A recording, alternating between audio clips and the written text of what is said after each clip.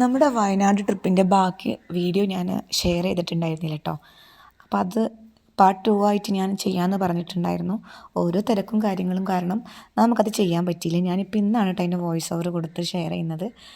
അങ്ങനെ നമ്മൾ honey museum കഴിഞ്ഞിട്ട് നമ്മൾ നേരെ പോകുന്നത് മീൻമുട്ടി വെള്ളച്ചാട്ടം കാണാൻ വേണ്ടിയിട്ടാട്ടോ. നമ്മൾ എക്സ്ട്രാ ഡ്രസ്സൊക്കെ എടുത്ത് വെള്ളത്തിൽ കഴിഞ്ഞ പ്രാവശ്യം നമ്മൾ ടൂർ പോയപ്പോൾ സ്റ്റാഫ് ടൂർ പോയ സമയത്ത് തുഷാരഗിരി പോയിട്ട് അത്യാവശ്യം നന്നായി എൻജോയ് ചെയ്തിട്ടുണ്ടായിരുന്നു കേട്ടോ. അപ്പോൾ ആ ഒരു പ്ലാനിങ്ങോട് കൂടിയാണ് നമ്മൾ ഇപ്രാവശ്യം വന്നത്. ടീച്ചേഴ്സ് എല്ലാവരും നമുക്ക് എക്സ്ട്രാ ഡ്രസ്സും വെള്ളത്തിലിറങ്ങി നനഞ്ഞു കഴിഞ്ഞാൽ തിരിച്ച് കയറുമ്പോഴുള്ള കാര്യങ്ങളൊക്കെ നമ്മൾ ആലോചിച്ച് നല്ല സെറ്റായിട്ട് ഒരു 1 ഡേ ട്രിപ്പ് ആണെങ്കിൽ കൂടി നമ്മൾ എല്ലാ കാര്യങ്ങളും സെറ്റ് ചെയ്തിട്ടാണ് വന്നിട്ട് ആ ബാഗും കാര്യങ്ങളൊക്കെ തൂക്കി പിടിച്ച് മീൻമുട്ടിയിലേക്കുള്ള ഒരു കയറ്റുണ്ട്. നമ്മൾ കയറി പോവാണ്ട് ഈ സ്റ്റെപ്പും കാര്യങ്ങളൊക്കെ കയറി നമ്മൾ ഭയങ്കര എക്സൈറ്റഡ് ആയിട്ട് പോയതായിരുന്നു. പക്ഷെ അവിടെ ചെന്നപ്പോൾ നമ്മുടെ സകല പ്രതീക്ഷകളും അസ്ഥാനത്തായിപ്പോയി. വെള്ളം എന്ന് പറഞ്ഞ സാധനം അവിടെ ഇല്ല. ഒരു കുറച്ച് വെള്ളം, കാല് നനയാനുള്ള വെള്ളമായിരുന്നു. കുട്ടികൾ നമ്മളെ കൂടെ ടീച്ചേഴ്സിൻ്റെ മക്കളൊക്കെ ഉണ്ടായിരുന്നു. ഞാൻ കുട്ടികളെ കൊണ്ടുപോയിട്ടുണ്ടായിരുന്നില്ല. കഴിഞ്ഞ പ്രാവശ്യം കൊണ്ടുപോയിട്ടുണ്ടായിരുന്നു, ഈ പ്രാവശ്യം ഞാൻ കൊണ്ടുപോയിട്ടുണ്ടായിരുന്നില്ല. അപ്പോൾ അതുകൊണ്ട് തന്നെ ഭയങ്കര സങ്കടമായി. കണ്ടില്ലേ, ഈ ഒരു വെള്ളക്കെട്ട് കാണാനാണ് നമ്മൾ അത്രയും കയറ്റം കയറി ആ ബാഗും തൂക്കി പിടിച്ചെത്തിയത്. വരുന്നൊരു സങ്കടം. ജമാൽ മാഷൊക്കെ ഇങ്ങനെ സെറ്റായി നിന്നതായിരുന്നു കേട്ടോ എല്ലാവരും.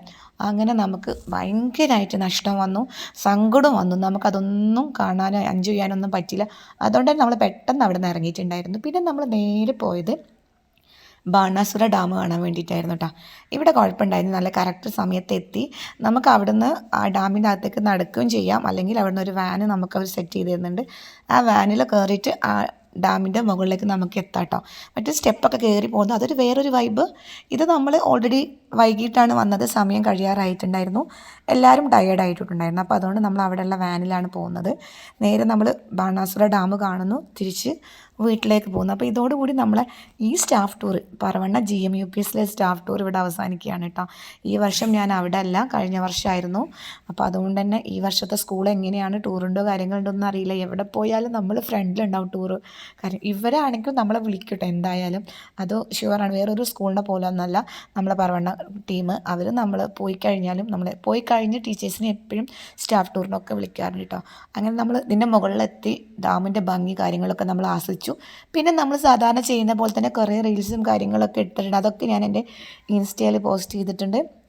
ഇൻസ്റ്റാഗ്രാമിൽ കുറേ വീഡിയോസ് ഉണ്ട്, അപ്പോൾ അതൊക്കെ പോയി കാണണം. നമ്മളെ ജമാൽ സാറും നിഷ ടീച്ചറും എല്ലാവരും കൂടെ ഒരുമിച്ച് ഞങ്ങൾ കുറേ റീൽസും കാര്യങ്ങളൊക്കെ എടുത്തിട്ടുണ്ടായിരുന്നു. അപ്പോൾ എൻ്റെ വീഡിയോ ഇവിടെ വൈൻഡപ്പ് ചെയ്യാണ്. നെക്സ്റ്റ് വീഡിയോ നമ്മുടെ വയനാട് ട്രിപ്പ് ഇവിടെ അവസാനിക്കുകയാണ്. വയനാട്ടിലെ പോവാത്തതിൻ്റെ സങ്കടങ്ങളും കാര്യങ്ങളൊക്കെ ഈ പറവണ്ണ പോയതോടുകൂടി, പറവണ്ണ ഹൈസ്കൂളിലാണെങ്കിലും UP നിന്നാണെങ്കിലും ഞാൻ ഏറ്റവും കൂടുതൽ പോയിട്ടുള്ളത് വയനാട്ടിലേക്കാണ്. ബാക്കി വിശേഷങ്ങൾ പറയാം.